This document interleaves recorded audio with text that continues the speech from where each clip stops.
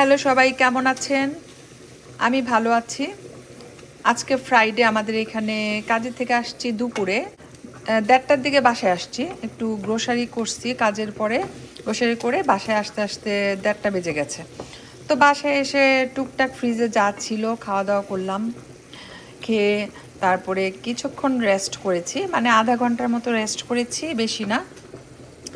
কারণ যখন কাজের চিন্তা মাথায় থাকে তখন কিন্তু রেস্ট হয় না, বাট আমার রেস্ট অনেক বেশি দরকার ছিল। তারপরেও উঠে গেছি।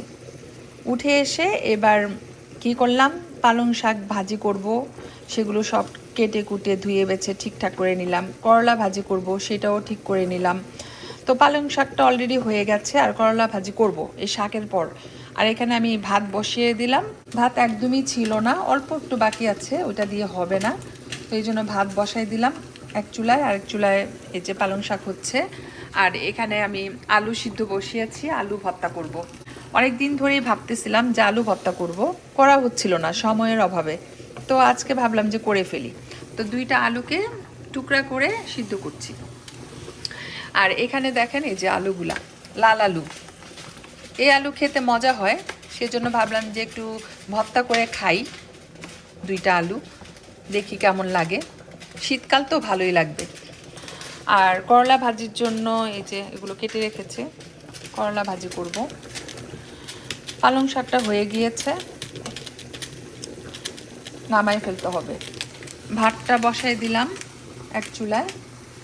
আর এই যে দেখেন কত ধরনের কাজ যে আমাকে করতে হয়। কাজের থেকে এসে অনেকগুলা থালা বাসন ধুইছিলাম, ওগুলা তো আছেই, এখন আবার জমেছে, এগুলো আবার ধুইতে হবে।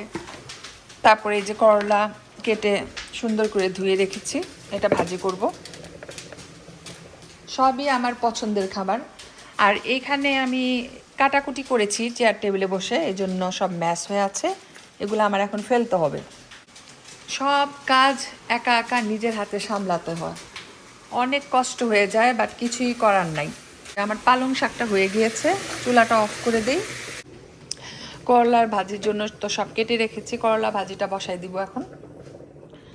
তো যেটা বলতে নিছিলাম, এই যে কত বিগ সাইজের মালটা, এক একটা সাইজ কিন্তু অনেক বড়। আমি কালকে এনেছিলাম 2টা, একটা খেয়েছি মজা, সেই জন্য আজকে আরও 2টা নিয়ে এসেছি। আমাদের দেশে এত বড় সাইজের মালটা পাওয়া যায় না, এটা আসলেই অনেক বড়।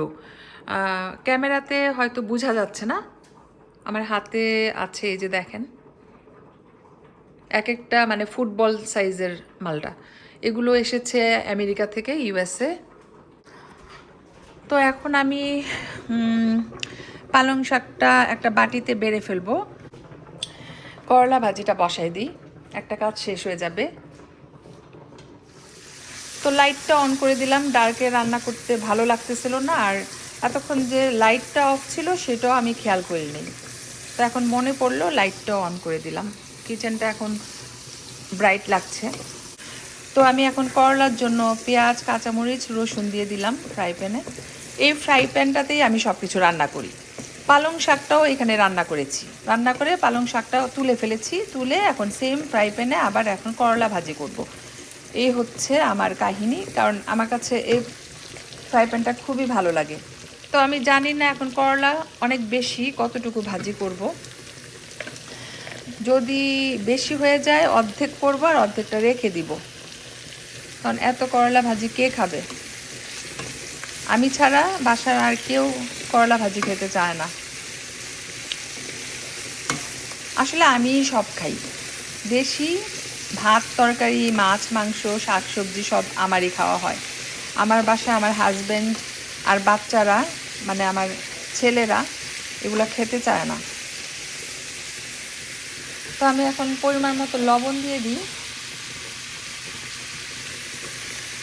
আর কিছু দিব না, জাস্ট লবণ। কিন্তু আমি হলুদ ইউজ করব না, হলুদ ছাড়াই এটাকে ভাজি করব। এইটাই আমার 2 দিন যাবে, এই করলা ভাজিটা।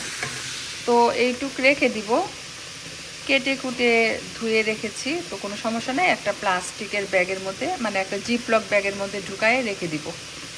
পরে ভাজি করব অন্য আরেক দিন। তো এখন এইটা করি, ভাতটা একটু নাড়া দিয়ে দিই, কারণ ভাতটা তা না হলে নষ্ট হয়ে যাবে, ভিতরে দলা পেকে যাবে। তো একটু নেড়ে দিলাম। আর করলা ভাজিটা অল্প আছে রান্না করব, লো হিটে, তাহলে ভালো হবে খেতে।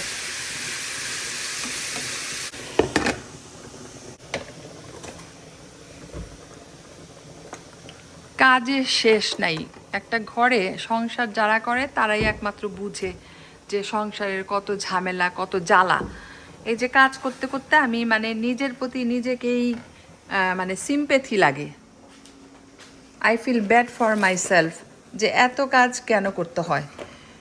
আমার জন্য কি আপনাদের খারাপ লাগে না বলেন তো একটু? আমার তো নিজের জন্য আমার অনেক খারাপ লাগে। অনেক খারাপ ফিল করি নিজের জন্য, যে একটা মানুষ সারাদিন কত কাজ করতে পারে। যারা বাংলাদেশে আছে তারাই ভালো আছে, কারণ ওদের কোনো কাজ নাই, কাম নাই, খায় আর বসে বসে আত্মীয় স্বজন বন্ধু বান্ধবের সাথে টাইম স্পেন্ড করতে পারে। সবার ঘরেই কম বেশি দুই একজন হেল্পিং হ্যান্ড থাকে। ইভেন আমিও যদি বাংলাদেশে থাকতাম তাহলে দেখা যেত আমারও একজন দুইজন হেল্পিং হ্যান্ড মাস্ট থাকতো, এটাই স্বাভাবিক। কিন্তু বিদেশে তার এটা পাওয়া যায় না, এই সুযোগটা আমরা পাই না। আমরা টাকা দিয়েও হেল্পিং হ্যান্ড পাবো না, পেলেও অনেক টাকা পে করে রাখতে হবে। মানে যে টাকা পে করে রাখতে হবে সেই টাকা একটা মানুষের ইনকামও থাকে না। আমি কাজ করতে পছন্দ করি, আমার কোনো সমস্যা হয় না। I like to work, but sometimes যখন একটু মানে টায়ার্ড ফিল করি, ইচ্ছা করে একটু বসে থাকি, রেস্ট করি, সেইটা আর হয় না সম্ভব, তখন খারাপ লাগে। হ্যাঁ, আমি এই কাজটা এখন ফেলে রাখতে পারতাম, যে ঠিক আছে পরে করব, কিন্তু দেখা যায় যে পরে করতে গেলে টু লেট হয়ে যায়, তখন অন্য কাজগুলোও জমে যায়। ওয়েদারটা দেখেন, এই যে প্রচণ্ড ঠান্ডা, -25 ডিগ্রি আজকে। তো আমি এখানে মাছ বের করলাম ফ্রিজ থেকে, আজকে কিনেছি মাছটা।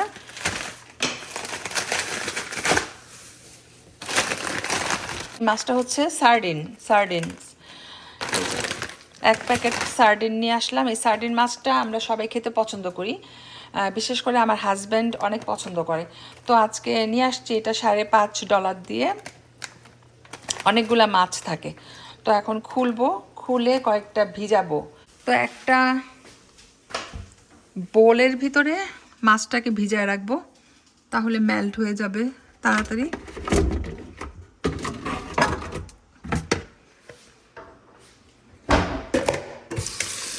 এখানে পানি নিয়ে তারপরে মাছটাকে ভিজাবো। তো আজকে ডিনারে থাকবে করলা ভাজি, পালং শাক ভাজি আর মাছ ভাজি, দ্যাটস ইট।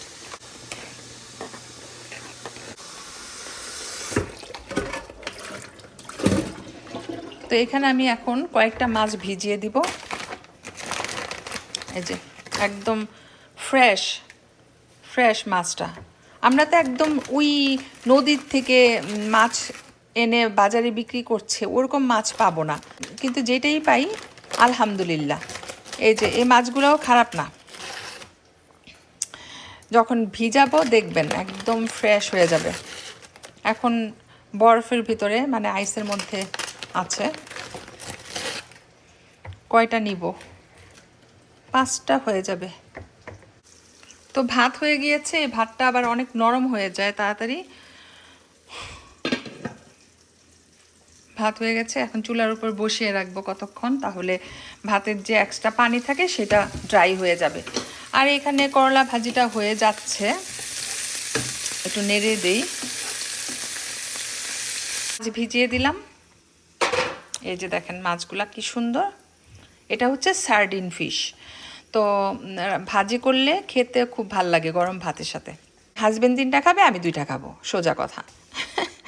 তো যাই হোক, এখন আমি এগুলাকে ঠিকঠাক করে ধুয়ে কেটে কুটে ভালো করে পরিষ্কার করে তারপরে হলুদ লবণ মাখিয়ে রেখে দিব। এখানে আলুটা হয়ে গিয়েছে, আলু ভর্তা করব।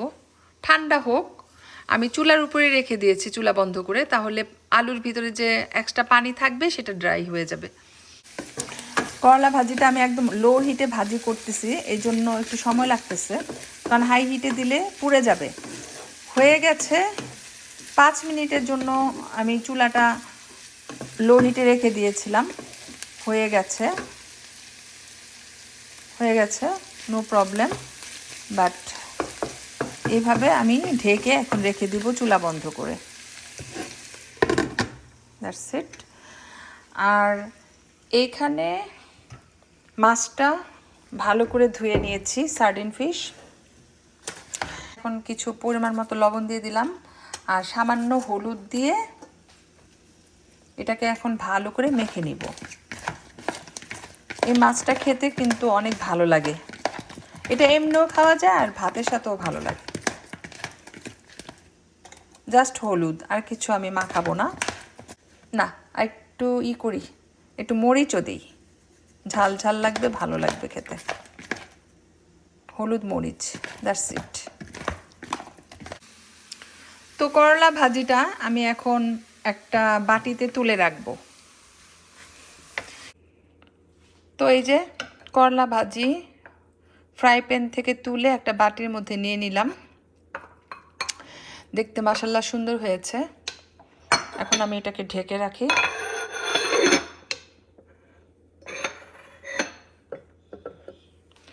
আর এখানে ভাত হয়ে গিয়েছে, এখন আমি মাছটা ভাজি করব। মাছ ভাজিটা করে ফেলি, কারণ তাহলে আমার কাজ 90% ডান। সব শেষে আলু ভর্তা করব। তো মাছ ভাজির জন্য আমি এখন পরিমাণ মতো তেল দিয়ে দিব।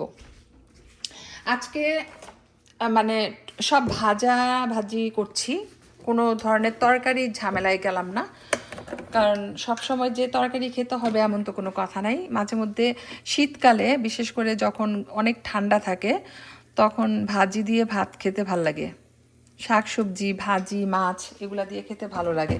তো এই মাছগুলাকে আমি হলুদ মরিচ লবণ দিয়ে মাখিয়ে রেখেছিলাম, এখন ভাজবো। আর মাছ ভাজির সাথে এই পেঁয়াজটাও ভেজে নিব সেম তেলে, খেতে ভালো লাগবে। এই যে দিচ্ছি, বিসমিল্লাহ।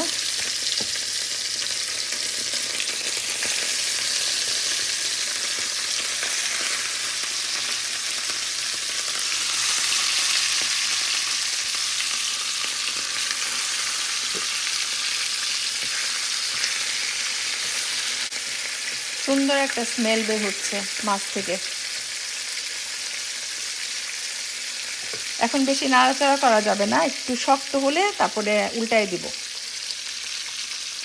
আর সেম হলুদের মধ্যে আমি পেঁয়াজগুলো দিয়ে দিচ্ছি, একটু চিলি ফ্লেক্স ঢালবো এটার মধ্যে, ঝাল ঝাল হবে, ভালো লাগবে।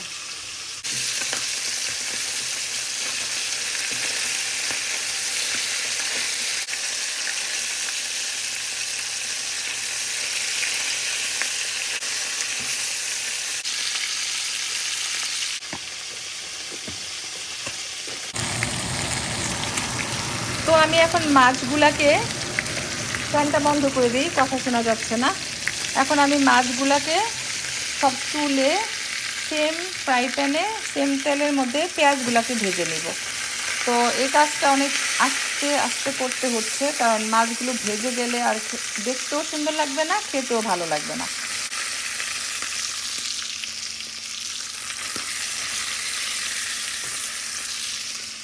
এখন সেম তেলে আমি পেঁয়াজগুলো ঢেলে দিচ্ছি।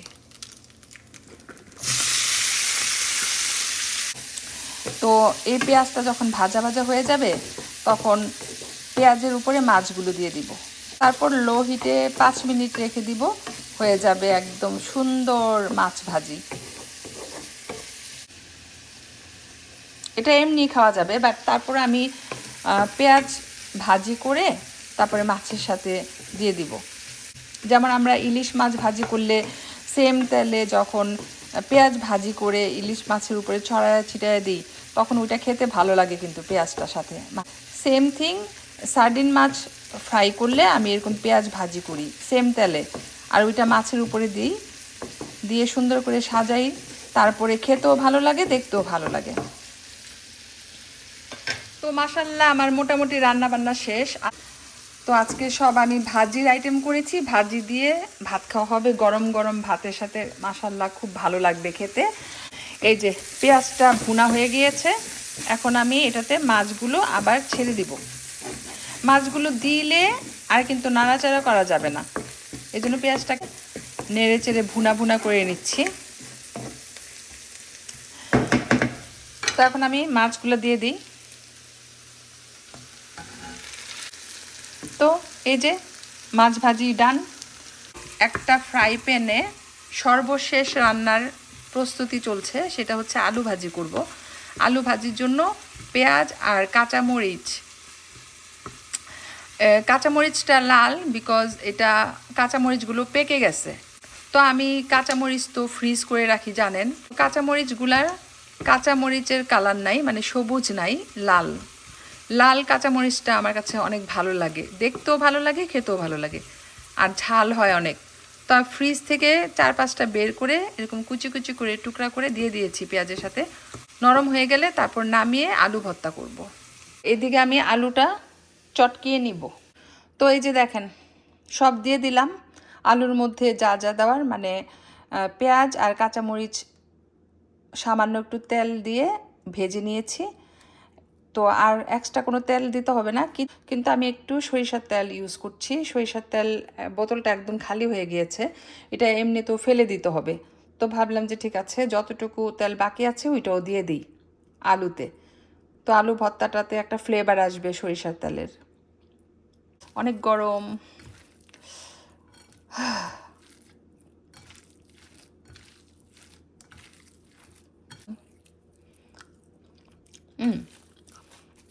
লবণ পারফেক্ট, ঝাল ঝাল হয়েছে, অনেক মজা।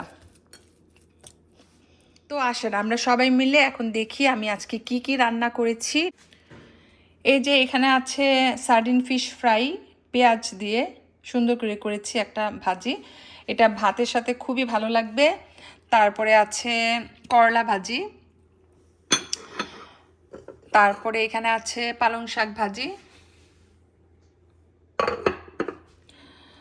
আলু ভর্তা, আর হচ্ছে গরম গরম ভাত ধোয়া ওঠা।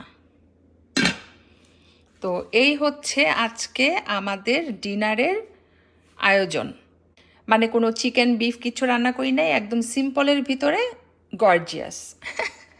আর গরম গরম ভাত দিয়ে আমরা মজা করে আজকে ভাত খাবো। সো এই ছিল আজকে আমার রান্নাবান্না রাতের জন্য। তো ইনশাল্লাহ কালকে আবার রান্না করব নতুন উদ্যমে, নতুন কিছু। সেই পর্যন্ত সবাই ভালো থাকবেন। আল্লাহ হাফেজ।